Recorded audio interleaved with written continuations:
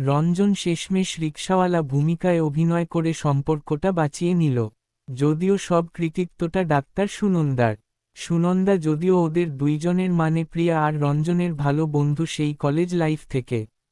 তবে রঞ্জন আর প্রিয়ার বন্ধুত্বটা খেলনা বাটির বয়স থেকে। খেলনা বাটির বর বউ আজ সত্যিকারের বর বউ হয়ে গেছে। দুইজনেই আজ সফল। আর্থিক অনটন নেই। দুইজন দুইজনের প্রতি কোনো অভাব অভিযোগ নেই। স্বচ্ছ সম্পর্কে দুইজনে দুজনকে অগাধ বিশ্বাস করে। তাই কোনো পরিস্থিতিই তৈরি হবার সুযোগ ছিল না যার জন্য ওদের সংসার ভাঙ্গার কথা। কিন্তু শেষ পর্যন্ত ওদের সংসারটাও ভাঙ্গার মুখে দাঁড়িয়ে পড়ল। প্রিয়া আর রঞ্জনের যৌন সম্পর্ক খুব ভালো।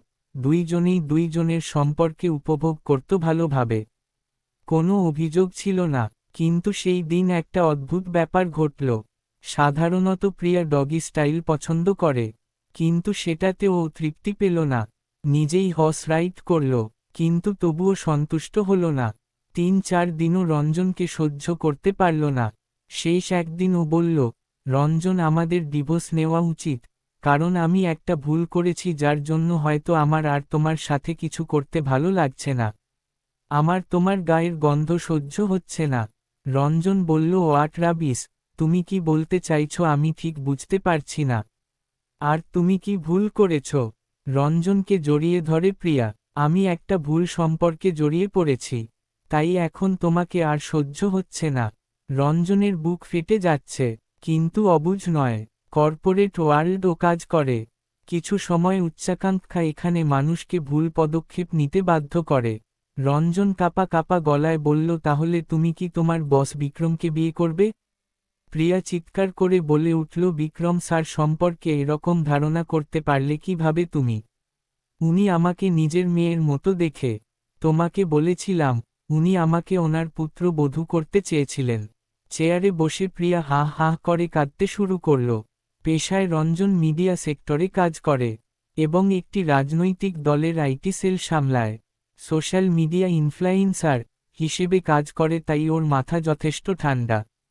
ও এটুকু জানে কোনো বিছানায় একটা রাত কাটালে বিছানা চাদরটা টান টান থাকে না হয়তো, কিন্তু ভালোবাসার টান একটু কমে না। কারণ ভালোবাসা আর যৌন উপভোগ এক নয়। তারপর রঞ্জন খুব শান্তভাবে প্রিয়ার কাছে গিয়ে জিজ্ঞেস করল, কি হয়েছে বলো, আর কার সাথে তোমার সম্পর্ক হয়েছে বলো। আমি তোমাকে ভালোবাসি, আমি নিজে দাঁড়িয়ে থেকে তোমাদের বিয়ে দেব। প্রিয়া রেগে গিয়ে চেঁচিয়ে উঠল, স্টুপিড, আমি তোমাকে ছাড়তে চাই কারণ আমি তোমাকে সুখী করতে পারবো না আর তাই আমি একটা সম্পর্কই এসেছি ঠিক, কিন্তু সেটা দুর্ঘটনা। আমি চিনি না আমি যার সাথে সম্পর্ক করেছি।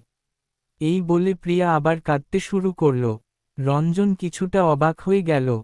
কিছু কৌতূহল কিছু ভয় মিশে গেল ওর চোখে মুখে। খুব শান্তভাবে তবুও জিজ্ঞেস করল, সোনা কি হয়েছে তোমার, আমাকে ঠিক করে বলো। প্রিয়া এবার শক্ত করে জড়িয়ে ধরল রঞ্জনকে। সেই দাদাভাইয়ের অ্যানিভার্সারিতে তুমি রিতার প্রতি একটু বেশি ঝুঁকে পড়েছিলে। ওর সাথে বেশি কথা বলছিলে। আমার মনে মনে খুব কষ্ট হচ্ছিল।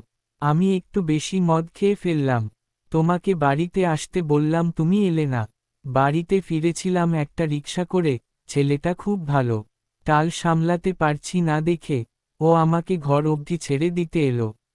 আমার মাথায় একটা দুষ্টু বুদ্ধি খেলল। তোমরা পুরুষেরা খালি মেয়েদের শরীর উপভোগ করো। শরীর কেন, পয়সা, ক্ষমতা দিয়ে। আমিও ওকে অনেক পয়সার লোভ দেখিয়ে সেক্স করলাম। কিন্তু তারপর থেকে তোমাকে কেন, আমার অফিসের ক্র্যাশ কুনালকে আমার আর ভালো লাগছে না। রঞ্জন এই ছোট্ট একটা পাগলামি দুর্ঘটনার জন্য সম্পর্ক ভাঙ্গাতে নারাজ। তার চেয়ে বড় কথা, একটা রিকশা চালকের কাছে সে হেরে যাবে এ কথা মেনে নিতে পারল না। ভালোবাসার অনুভূতি মানসিক। তাই সেই দিন ব্যাপারটা ডাক্তার সুনন্দার সাথে শেয়ার করল। সুনন্দা প্রিয়ার সাথে কথা বলে অদ্ভুত ব্যাপার আবিষ্কার করল। কর্পোরেট অফিস পুরুষরা তাদের পৌরুষালী গন্ধ আড়াল করে দামি দামি গন্ধ দিয়ে। আর রিকশাওয়ালা গায়ে ঘামের গন্ধটার প্রেমে পড়ে গেছে প্রিয়া। সেই থেকে আজকাল রঞ্জন মাঝে মাঝে কয়েক ঘন্টা রিকশা চালায়।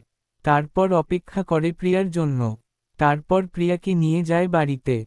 থুরি নিয়ে যায় ঘরে। বন্ধ ঘরে, যেখানে এই অভিনয়টুকু বাঁচিয়ে রাখতে পেরেছে ওদের সম্পর্কটাকে। সমাপ্ত।